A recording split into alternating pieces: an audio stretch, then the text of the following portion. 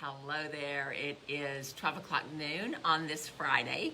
So welcome to our regular Lunch and Learn with me, Dr. Polly Heil-Mealey at Abundant Health and Wellness. I am so glad you're here. This is going to be a very interesting topic today because we just don't have a lot of critical thinking skills. And so today I implore you to listen. I implore you to do your own research. I implore you to think outside the box. Critical thinking skills. I remember back in the day when I was a teacher, and my first year of teaching, I taught 9th grade science. I taught 9th through 12th English.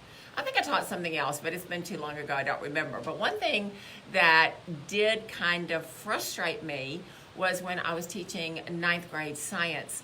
And just 9th graders do not have critical thinking skills. And so they would say, well, Miss Heil-Mealey, it's not in the bold print, so I don't know where the answer is. And it's like, well, if you would read the chapter, you would find the answer because it's in there. Well, no, I don't want to read the chapter. I just want to look at the bold print. So I was very frustrated, and I learned that young people do not have critical thinking skills. And so I want to talk to you today about some things. Some people are going to label this a conspiracy theory, and it is not a conspiracy theory. And I just want to point you to history. One of the things that really stood out when I was teaching 9th grade science was when the scientific community moved from a geocentric position to a heliocentric position. Now, what is the difference? A geocentric position is that the Earth is the center of the universe and everything revolves around the Earth. That was the way the scientists thought. That was like written in stone. And then you had Copernicus, Galileo, and Kepler, who had this big kind of, controversy saying, no, everything does not revolve around the Earth, everything revolves around the sun. Back in the day, they were labeled demonic, they were thrown out of the church, they had all kinds of things going against them because they were putting forth a postulate or a theory or an idea that went against what was commonly accepted as this is the way things are. Now, if today you would say, well, the Earth is the center of the universe and everything revolves around the Earth, people would call you just crazy and ignorant and that kind of thing. So what I'm going to talk to you today about, we're still on Corona crazy, all right? But I found this, and I've been hearing things. I've been hearing this, and I've been hearing this. I've been trying to put it together. And so we're going to go just a little bit further today. And again, if you could see my desk and you can see my computer, I've got all kinds of things up so I can talk to you about this. But let me just go back to this conspiracy theory about the heliocentric position. So this is what it was, how they were known, okay? This was during the Inquisition, okay? Remember the Spanish Inquisition. This heliocentrism was known as foolish, absurd in philosophy, formally heretical, since it explicitly contradicts in many places the sense of the Holy Scripture. The Inquisition also determined that the Earth's motion receives the same judgment in philosophy, and regarding the theological truth, it is at least erroneous in faith. And then it goes on talking about they ordered Galileo to do this, that, and the other. You don't care about that. Anyway, I'm just saying, when you go against the grain, and I'm going to go against the grain today, so just put on your seatbelt, get your critical thinking skills. I'm going to read some transcripts to you from people that are very, very, very credible, okay? So those of you that know me, one of my philosophies is don't work hard, work smart. I don't think that I have to figure out everything for myself, but I do think I have to surround myself with smart people so that they are able to do the hard work and the heavy lifting. And so I'm going to be reading an article. I'm going to be reading two articles to you. The doctor that we're going to be referencing is Dr. Andrew Kaufman. Now I'm going to give you his bio in a minute, but let me just get some of this controversy out in the open here. It says, following the current events regarding the COVID-19 issues right now, which is causing global confusion and restlessness to many people, it is quite bewildering. Okay, and it is. People tell you wear a mask, don't wear a mask. Do this, don't do this. Do this, don't do this. And so we want to know, it is confusing. And so I'm trying to separate, again, sense from nonsense so that you have power and you have knowledge, and hopefully, please Jesus, you are doing critical thinking skills, okay? So don't write me hate mail because I'm not going to read it, all right? Just encourage me if you can, but maybe you'll just be thinking about this. It says, this vaguely identified health problem is causing the governments of many countries to shut down almost every infrastructure that is playing a major role in the economy and of the lives of many people, the lower and the middle class, with the influence of the wealthiest institutions such as the Bill and Melinda Gates Foundation and, of course, the Centers for Disease Control and Prevention, CDC, the World Health Organization, the WHO, and the governing bodies that are stealthily undercover, okay, influenced and controlled by the biggest pharmaceutical companies. These government decisions seem leading the citizens of the world into uncertain directions. And we know that that is correct, okay? On the other side, day by day, many people are finding conclusive evidence that shows there is something bigger going on instead of what the mainstream media and the health institutes are saying. Clearly, the mainstream media are lying about this crisis, and even the CDC's guidelines for determining the COVID-19 diagnosis and death itself are causing many experts to raise questions.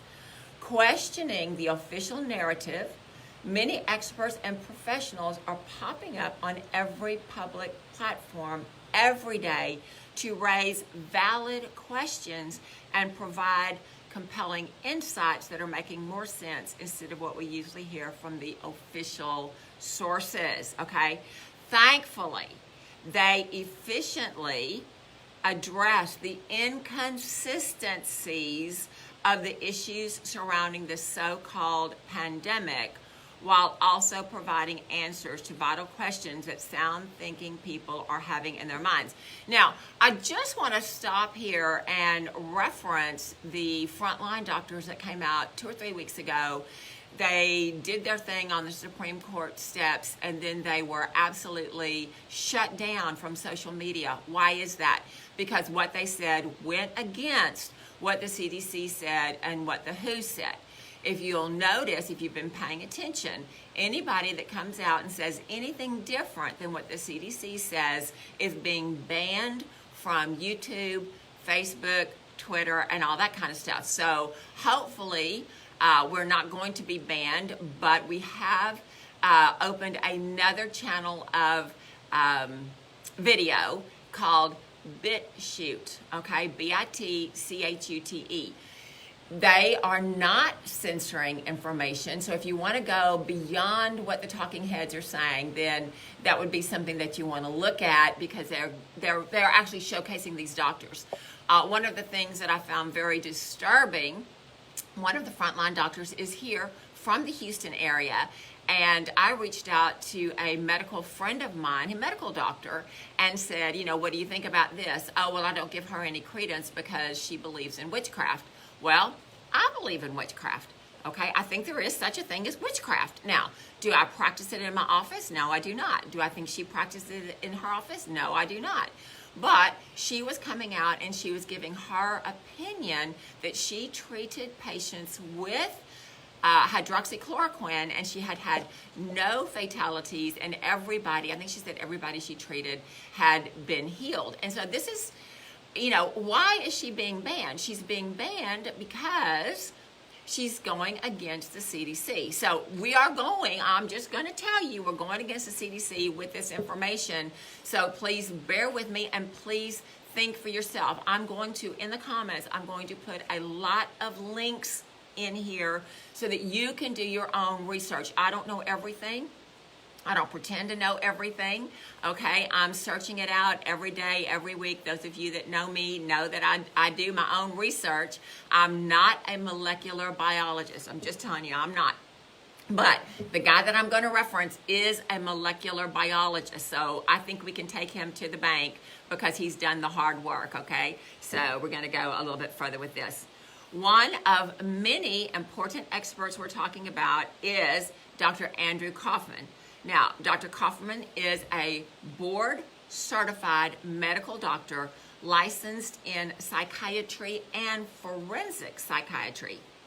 He is also a former medical instructor of hematology. That's looking at the blood, okay? Anytime you go to the doctor to find out what is wrong with you, what do? They look at your blood. So this guy was a medical instructor with a specialty of analyzing blood. So this is really, really important. Do I have that credential? No, I do not. Okay, does the sight of blood gross me out? No, it does not, okay?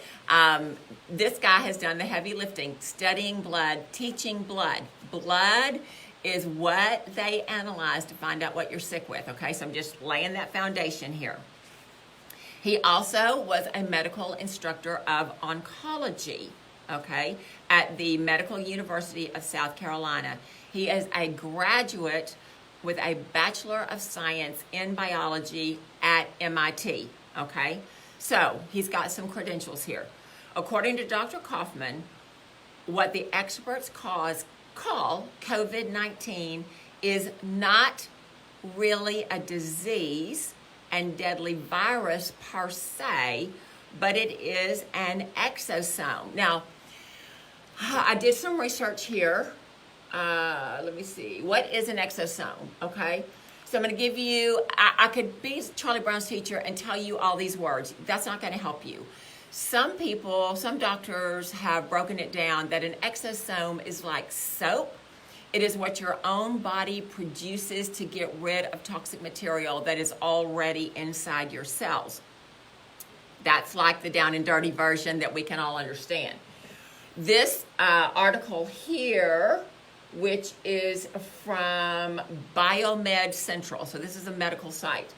It says, they're talking about exosomes. When were exosomes first recognized as distinct entities? I'm going to put this whole thing on the comments so you can read it for yourself. But it says, even then, however, these extracellular vesicles were largely ignored, forgotten, or again dismissed as a means of cellular waste disposal, okay? So an exosome in this particular reference here, think of it as a trash can. It is something your body makes to carry out the trash. What is the trash? It's what we eat, what we smell, what we're injected with, all that kind of stuff that's in the body. The body is trying to push it out. It creates an exosome or a virus, all right, that takes care of the waste. Now, Dr. Kaufman argued that exosomes are agents, or are the agents that can be found on the test using RT-PCR. Now, RT-PCR testing, this stands for reverse transcription polymerase chain reaction. Of course, the test they use for COVID-19. That is a naturally occurring agent in body cells found in different parts, including the lungs. In his presentation, and I'm gonna put this presentation in the links, okay? So I don't have time. It's like an hour, maybe an hour and a half long. Don't have time to tell you this right now. My little 30-minute spiel here, but I'm giving you the highlights. So, and I'm giving you the links as well, so you can go and look at it yourself.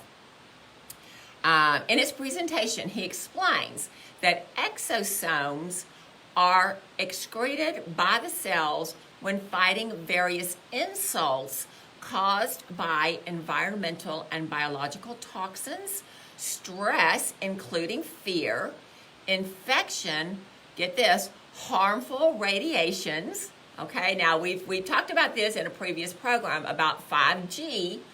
There was a big 5G push in Wuhan before this virus came out.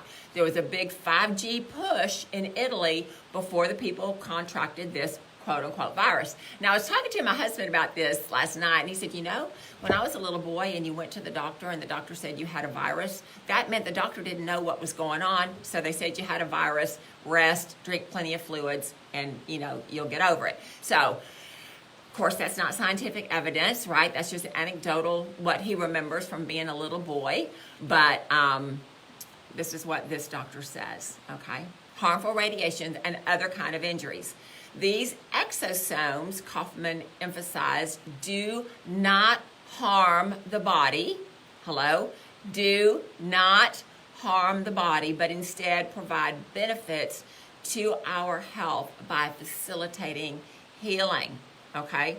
So these are Dr. Kaufman's statements. All right? What I think is happening is that, first of all, there are not really a pandemic level. Now, I don't like his grammar, but I'm reading it. I'm an English teacher, guys. I'm having trouble with this, but this is a direct quote, so bear with me. I'm going to start again.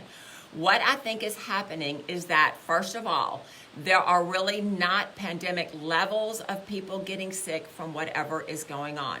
The numbers are far less than the typical flu season. However, there are clearly some people who are getting sick.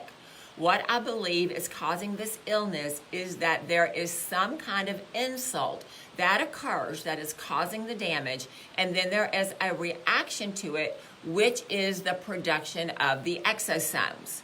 Okay? When we are testing for this supposed virus, we are actually testing for these exosomes, which confirms that there is some kind of unhealthy process that is going on in the body. Now, I talked about things that can cause the production of exosomes, and I believe that those represent the cause of the illness, and I think that the possibilities are that there is some kind of poison. Certainly, there is a lot of precedent for pneumonia-type illnesses coming from inhalation of toxic substances. There could be stress and fear, which could be the cause. It could represent a regular flu or pneumonia or even a bad cold, and whatever causes these would be the same cause. And lastly, okay, and this is where you're going to have to hold on to your seat. This is a medical doctor, a molecular biologist, okay? A person who is a specialty in analyzing your blood. Just going to throw that out there. Remember who he is. There has been, and lastly, electromagnetic radiation could certainly be a cause as well.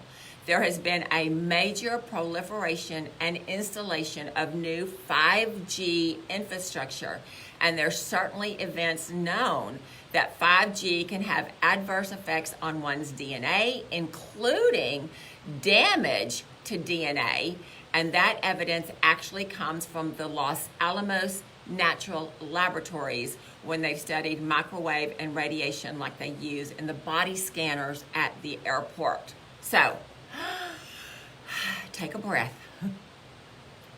Think about it. Take a breath. And he continues. And I think it is quite possible that there is not one toxic exposure, but there could be different causes of this illness in different areas, or perhaps even in the same area between different people, that this may not be a uniform cause of the illness, but it does cause a similar constellation of upper respiratory symptoms. And these symptoms are not extremely specific. All of these illnesses, I could list probably 20 different illnesses that would cause a cough, a possible shortness of breath, a fever, but I do not see any conclusive evidence of any virus. And certainly you could see that the exosome and the virus are essentially indistinguishable from each other. Okay, so that's a mouthful. That's an absolute mouthful. So I want to give you just a few more of his credentials, just in case you weren't paying attention the first time, okay? So he went to the University of South Carolina and he received his doctorate of medicine, medical doctor. He went to the Massachusetts Institute of Technology, got his BS in biology, molecular biology. He is board certified. He has a fellowship in forensic psychiatry at Southern University of New York, Upstate Medical University, and he also did his residency at Duke University. These are very, very powerful, powerful credentials. So he next says, and this is, I'm going to put this in the link, so don't send me hate mail, okay? I love you. I'm trying to give you some information here, okay? Let me just segue over to some statistics, okay? I've been preparing, I don't know if you've seen on our Facebook, I'm going to be I am preparing because I'm going to give a talk at a local church at the end of the month on the Christian response to this pandemic. So I've been doing a lot of research, and one of the things that has people all scared is the computerized models that they had back in the day. You saw it on the news briefings where they had these computer models and they said that the United States would lose 2 million people, okay? And so the statistics as of this week, okay, with our population and our death rate is 0.0504% as of this week. Death rate, 0.0504%. Okay, way low percentage of people that died. If it affected you, if somebody that you love died, I'm sorry. Every death is important. People die every day. We live in a fallen world. We don't live in the Garden of Eden. Heaven has not come to earth yet, so we are going to have deaths. Not trying to make light of that, but trying to give you some perspective. Critical thinking skills. I listened this week to Kamala Harris as she gave her acceptance speech for being the first black woman to be selected for the Democratic ticket, or any ticket really, vice president ticket. So I listened to her. I like Kamala Harris. I think she's beautiful. I think she's intelligent. I was listening to her, and then she starts saying that if Joe Biden had been president, that we would not have this corona thing, because when Joe Biden was vice president, they had the Ebola virus, and they did much better because only 2 people died in that pandemic. So I have some critical thinking skills. So I don't remember Ebola being a pandemic. I do remember Ebola being here. I do remember that, but I don't remember it being a pandemic. So I looked at the statistics. So these are the statistics in the United States. This pandemic, Ebola pandemic, now hold on to your seats here, 11 people, not 11,000, not 1,100, double digits, 11 people contracted Ebola here in the United States. 2 people died. She was right about that. 2 people died. That is 18.8% death rate, okay?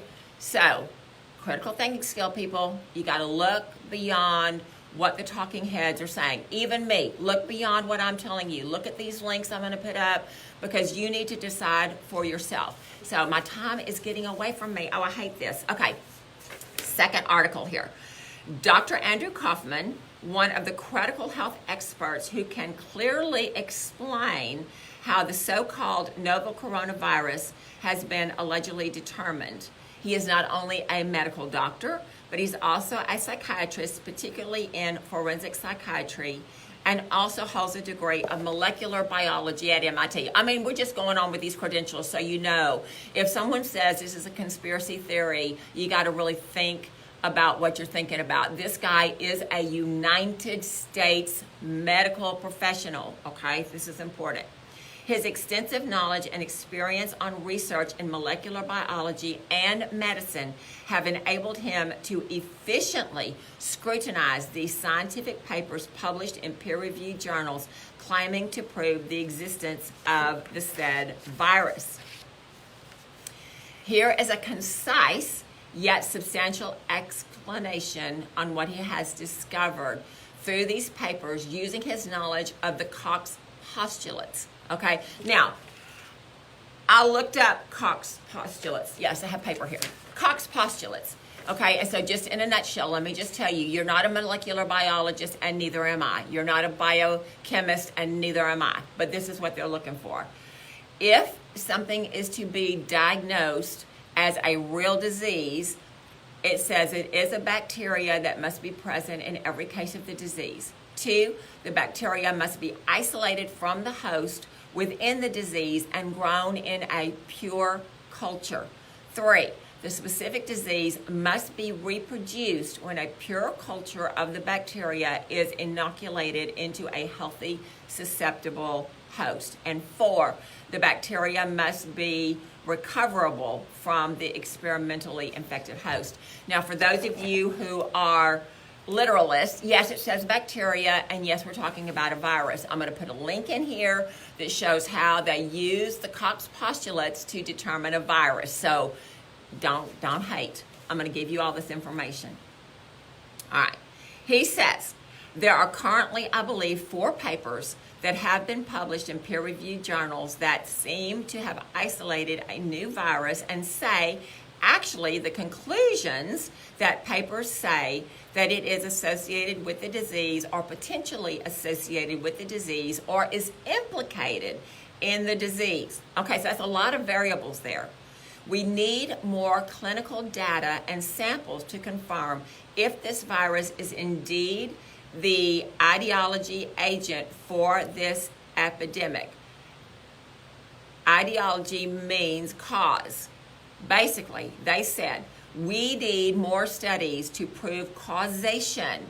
This only provides the evidence of association, okay? So this is nowhere near causation. This is preliminary findings that basically suggest that you need to do some more studies, and I actually apply the Rivers criteria if you want to prove causation. I didn't look that up. I didn't have time. Once again, we did not isolate any virus. Once again, they did not cultivate a host cell. They used Vero cells, V-E-R-O, I don't know what that is, and antibiotics, which did not prove filterability, okay? None of them can conclude that there's any causal relationship because these studies are not designed to be able to draw that conclusion.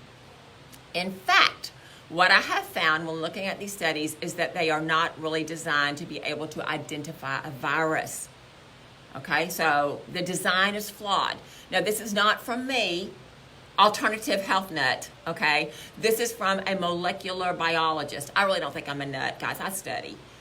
There are many ways to go about this, and certainly I talked about Koch postulates. Remember, I just read that, which are a simple set of rules in which the germ theory proponents have suggested as a way to prove that a specific germ or microorganism causes a disease, but none of these have been satisfied for any allegedly viral caused disease. Any allegedly viral caused disease. So maybe my husband is right. Maybe they label it a virus when they don't know what to call it, okay? Just gonna throw that out there. And I'm not being hateful. I love doctors. I love medical doctors. I love what they do, okay? If I'm gonna have a heart attack, if I get knocked down in the street by a speeding bullet or whatever, take me to the hospital. Let the medical doctors do their magic and I'll live another day, okay? But it says here, there is none of these, N-O-N-E, has been satisfied for any allegedly viral caused disease. And if you look clearly at how they designed this experiment, what they did is they used impure samples with many variables combined, and then picked out the data that they want, the data that proves that this is another thing. So on the Koch postulate, right, it says They have to isolate the organism. They have to put it in a pure medium. Then they take that pure medium and they make sure that it will replicate in a host, right? It says that they did not do that. There are too many variables, and they pick what they want, right, to do that. Okay. Like, for example, he says, the only way that they said that this virus that they may allege to isolate is a coronavirus is that they sequenced the RNA, and which came from an undetermined source, an impure source, and they said it was almost 80% identical to another piece of RNA for another coronavirus, the SARS-CoV-1 virus associated with the SARS outbreak in 2003. We all remember that, okay? I remember going to church. One of our pastors had a missionary that was in China. Everybody was all up in arms because of this SARS virus and all that kind of stuff. So put on your critical thinking skills here, okay? They took this DNA that was 80% identical to the SARS virus. Now that sounds really impressive, doesn't it? 80%, well, it must be the same thing. It's 80%, it must be the same thing. Critical thinking skills, okay? The sequence was also determined by an impure sample, and the source of it was unclear. But having less than an 80% sequence identity is not really a very strong correlation, because like the sequence identity, and listen here, sit down. The sequence identity between a human and a chimpanzee is 96%. And yet, we are very different from chimpanzees, okay? Not in the same family at all. Although there is some relation, of course, because we're related to all the other creatures. But how can they say it's like that virus with such a low identity between the sequences? So this is the thing. If you just hear there's an 80% sequencing, you're going to think, oh my God, that's almost identical. That's 80% alike and 20% not alike. But humans and chimpanzees are 96% identical. And yet, if you put me and a chimpanzee next to each other, you would not say we were the same. Please tell me you would not say we are the same, because we are not the same, okay? Even though we're 96% identical in DNA, we are not the same. So I'm not the one saying that. This medical doctor is saying that. So this is really, really important. Then they claim to have isolated viral particles and show them under the microscope. But if you once again look at the procedures, they are mixing this with other things, particularly foreign cells and antibiotics, which creates exosome particles, which look just like viral particles under a microscope. But then they don't account for those viral particles when they show the microscope images. So what exactly are they showing? It is unclear, because they have, once again, impure samples with different types of particles, and they make no account of this.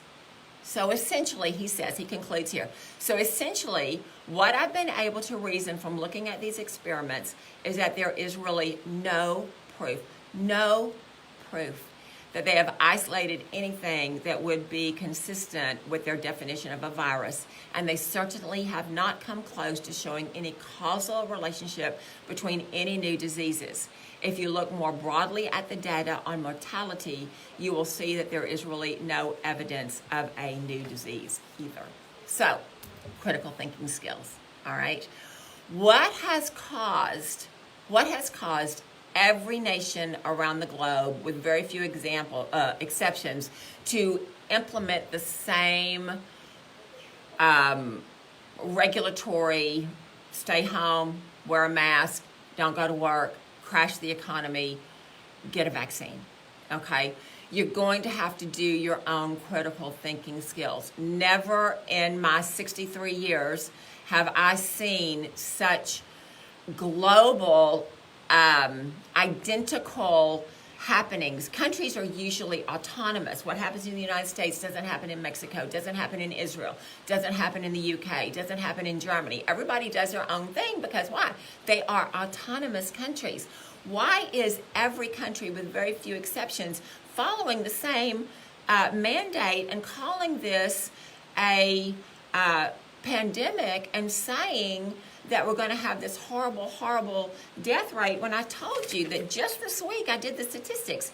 We've got a 0.0504% of fatality from this. So my time is up. I've gone over. I appreciate you guys that are still holding on to this.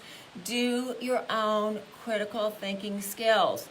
If you are concerned about this, if you are immunocompromised, and I've got a link I'm going to put in here. Okay, well, no, I'm going to just say this one last thing. I'm going to say this one last thing. I'm going to end it with this. Okay, this is about Dr. Fauci. Okay, so I can't look at you and look at this, and I have to read this. So pardon my profile here. Okay, it says this is from the Citizens Council for Health Freedom. Okay.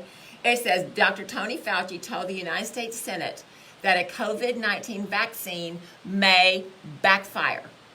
Dr. Fauci said this, a COVID-19 vaccine may backfire. The disease could become more virulent in the vaccinated. Okay, this is what I want you to really, really understand here, all right? So it goes on to say, 8 years ago, his department funded coronavirus vaccine research. The vaccine caused lung damage in mice. This reminded the researchers of the trial of a different childhood vaccine. I'm going to change screens so you're not looking at my ear here, okay? It says, this reminded the researchers of the trial of a different childhood vaccine. When the children later got infected with the real virus, 80% were hospitalized and 2 died. The researchers are worried about the human trials. Other animals vaccinated with the coronavirus also experienced more severe disease when later infected. Is this why Dr. Fauci said the vaccine may backfire? And if so, why is there all the hype and no shouting from the rooftops about the dangers? And then there are 2 links that show the statistics, and it shows all the scientific data. I don't want to get into that, okay? That's not my purpose here. My purpose is to talk to you, to get you to look at something other than, fear and gloom and doom and agony on me, okay? Remember that song from the old Hee Haw show, okay? I know I'm dating myself here. I've gone over. I'm so sorry, but I love you guys, and I want you to think. I really want you to think. What I want you to do is come in. Let us do our DNA testing on you. It's a hair follicle. It's actually 4 hair follicles. And it's going to give you a 38-page report. What is your immune system doing?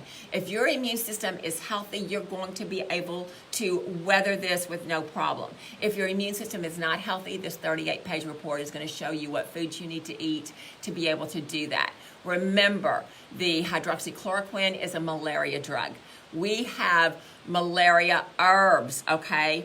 We have people that come in and they have been exposed to the coronavirus. We give them this malaria herb, we give them zinc, we give them vitamin C, we give them vitamin D. And guess what? Within a very few days, they are all 100% recovered. So you have options. Don't fall for fear. Do your critical thinking skills. Remember, I love you guys so much, and I'll see you next week. Bye-bye.